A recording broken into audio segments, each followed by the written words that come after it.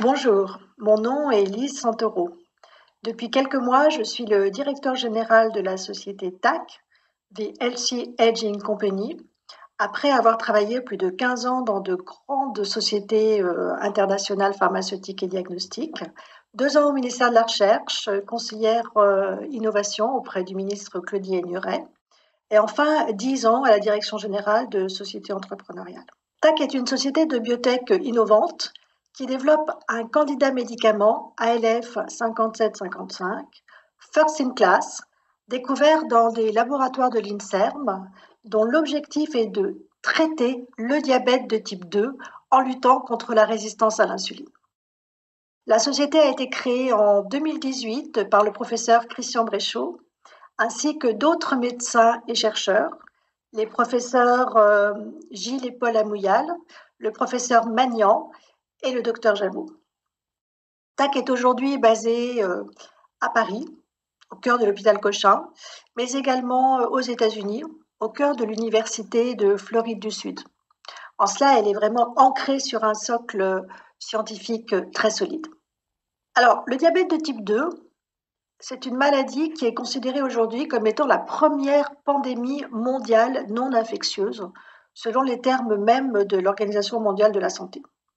Cette maladie chronique silencieuse apparaît en moyenne à partir de 50 ans. Elle s'accélère à partir de 60 ans et enfin elle s'aggrave après 75 ans. Et même s'il s'agit d'une maladie bien connue aujourd'hui, il existe toujours un besoin médical non satisfait et reconnu par les autorités de santé. Alors quel est-il? Bien, aujourd'hui, aucun médicament actuel ne stoppe ou ne freine l'évolution de la pathologie de façon significative. Les médicaments déjà existants, dont certains sont invasifs, comme par exemple l'insuline, permettent seulement de mettre des rustines, des pansements pour réguler le taux de glycémie, mais sans vraiment influencer le déroulement de la pathologie. À terme, ces médicaments n'ont plus d'effet et le patient meurt. Alors, dans ce contexte, à l'inverse de ces molécules existantes, eh bien, le candidat médicament de TAC, ALF 5755, va lui freiner de façon significative l'évolution du diabète de type 2. Il va diminuer les effets secondaires ainsi que les symptômes et va permettre ainsi aux patients de vieillir enfin.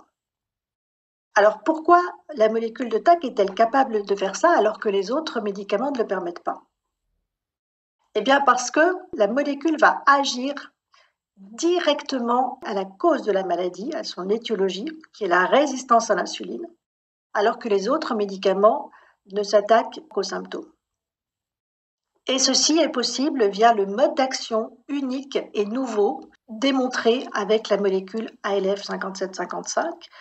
D'ailleurs, cette action est aujourd'hui brevetée en Europe et à l'international avec des brevets déjà délivrés.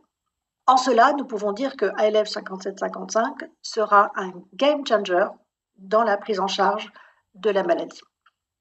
Alors aujourd'hui, après avoir démontré la non-toxicité de la molécule, la société produit actuellement la molécule aux normes GMP, puis s'apprête à démarrer des essais cliniques de type 2 en Europe et aux États-Unis pour démontrer son efficacité chez l'homme.